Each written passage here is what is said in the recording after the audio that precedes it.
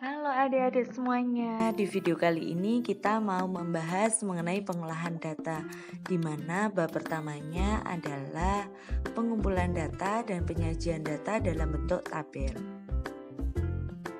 Contoh soal, data ulangan Reni dari beberapa mata pelajaran adalah sebagai berikut 8, 9, 7, dan seterusnya. Jumlah datanya ada 14. Ubahlah dalam bentuk tabel sesuai dengan data di atas. Langkah yang pertama itu carilah data tersebut yang angkanya paling rendah, yaitu angka 5. Kemudian yang kedua, urutkan dari data yang paling rendah sampai data yang paling tinggi dengan menghitung jumlah masing-masing angka tersebut.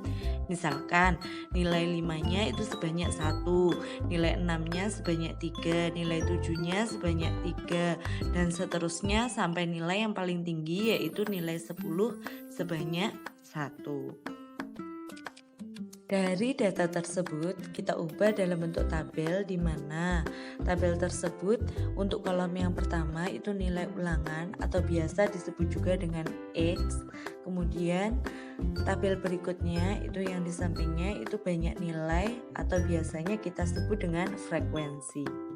Kemudian poin yang kedua yaitu penyajian data dalam bentuk diagram, di mana diagram ini ada macam-macam adik-adik.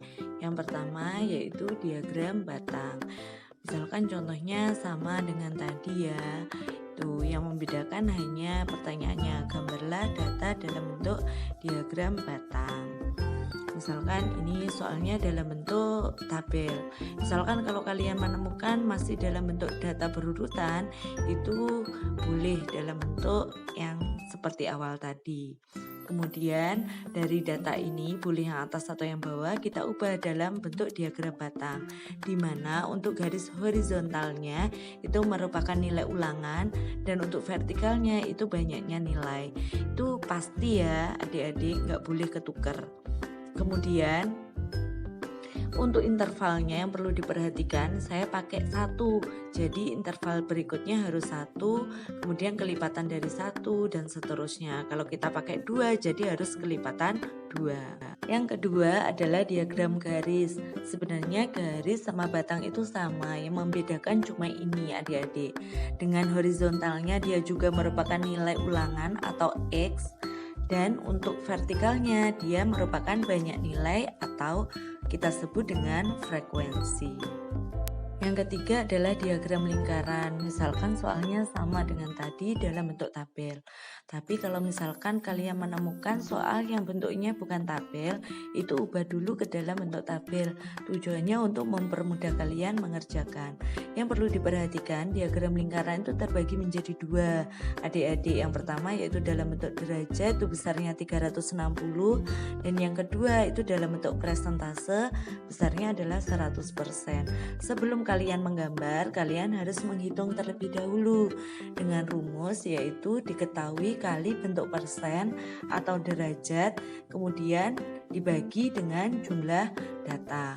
Di mana apabila kita mengerjakan dalam bentuk derajat itu bentuknya gini, misalkan nilai 5 itu 1 kali 360 karena dalam bentuk derajat dibagi 14. 14 adalah jumlah data hasil dari penjumlahan banyaknya nilai.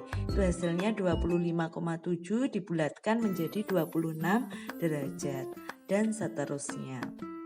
Kemudian apabila dalam bentuk presentase itu misalkan yang saya bahas adalah nilai. Kita mencari nilai 6 itu karena banyak nilainya adalah 3. Jadi 3 kali 100 dibagi 14 itu hasilnya 21,42%. Dibulatkan menjadi 21%. Begitu juga menghitung nilai 7, 8, 9, dan 10. 7-nya jadi 3 kali, kemudian 8-nya 2 kali, 9-nya 4 kali, dan seterusnya. Tergantung kita mau mengerjakannya dalam bentuk presentase atau dalam bentuk derajat.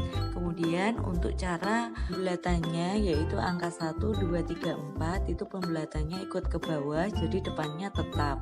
Untuk angka 5, 6, 7, 8, dan 9 itu pembulatannya ikut ke atas. Jadi yang depan itu ditambahkan 1. Atau ini saya buatkan contoh. 27,58. Inginnya saya ini tidak dalam bentuk desimal. Jadi yang saya perhatikan itu adalah belakangnya koma, jadi angka 5. Karena 5 tadi pembulatannya ikut ke atas, otomatis depannya kita tambahkan dengan 1. Jadi 7 tambah 1 adalah 8. Jadi pembulatannya menjadi 28. Begitu juga untuk 27,43. Jadi angka yang saya lihat itu adalah angka 4. 4 itu pembulatan ke bawah, jadi depannya adalah tetap. Jadi pembulatannya tetap 27. Itulah adik-adik bagaimana cara pembulatannya. Mudah bukan? Selanjutnya kita mau menggambar diagram lingkaran. Untuk itu saya buatkan tutorial cara menggambar diagram lingkaran. Untuk itu perhatikan ya, karena biasanya adik-adik itu banyak kesalahan karena kurang teliti. Yang pertama-tama, buatlah lingkaran beserta jari-jari. Jari-jari itu adalah garis yang menghubungkan titik pusat menuju ke titik luar lingkaran. Itu jari-jarinya terserah, boleh seperti ini atau boleh misalkan dia bentuknya seperti ini, itu juga boleh, atau miring seperti ini juga boleh. Untuk mempermudah itu saya buatnya gini. Kemudian dari garis ini itu yang diperhatikan, ini busur ini yang kalian harus tahu, ini merupakan titik pusat dari busur tersebut. Jadi yang perlu kalian tahu, 0 di sini itu ada yang dari sebelah kanan saya, begitu juga ada yang dari sebelah kiri saya. Apabila titik yang kita gunakan nolnya itu adalah yang bawah, jadi yang kita lihat seterusnya itu adalah angka yang bawah juga. Apabila 0 yang kita lihat adalah yang atas, jadi angka yang kita lihat itu juga angka yang sebelah atas. Jadi diperhatikan, titik pusat ini juga harus tepat di titik pusatnya dari lingkaran ini. Misalkan gini.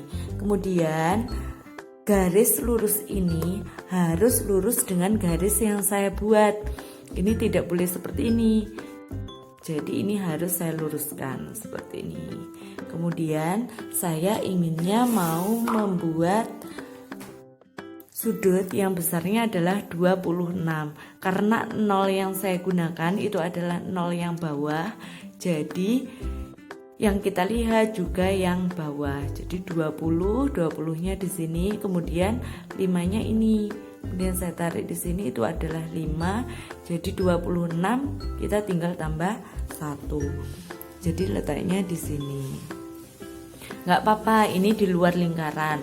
Tinggal nanti kalian hubungkan dari titik pusat menuju ke titik yang kita tandai awal. Kemudian kita tarik garis, tidak perlu sampai keluar karena tujuannya kita hanya buat di lingkarannya. Jadi ini sudah jadi deh, ini 26 derajat. Kemudian berikutnya kita mau buat sudut 77 derajat.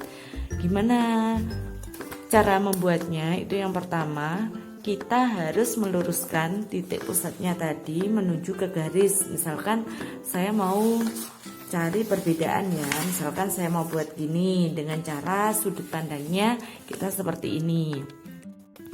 Jadi ini titik pusatnya harus tetap di sini, kemudian garisnya harus kita luruskan. Boleh nggak saya gini? Nggak boleh, itu harus ini. Jadi bentuknya harus gini. Jadi 0 yang saya pakai karena garisnya ada di sebelah sini, jadi adalah 0 yang bawah juga. Jadi ini yang kita lihat. Kemudian kita nyari 77. Di sini angka 60. Kemudian ini adalah 70. 75-nya ada di sini. Kemudian 77-nya kita tinggal cari tambah 2 di sebelah sini. Jadi saya titik, kemudian saya hubungkan. Jangan sampai lupa menghubungkannya, jangan sampai keluar lingkaran. Jadi udah jadi deh. Ini adalah sudut 77 derajat. Begitu juga untuk yang misalkan itu 51. Jadi tandai ini tadi adalah yang mendapatkan nilai 5. Jadi nilai 5. Kemudian 77 tadi nilai 6. Dan seterusnya sampai nilai yang ke-10. Inilah hasil dari diagram lingkarannya.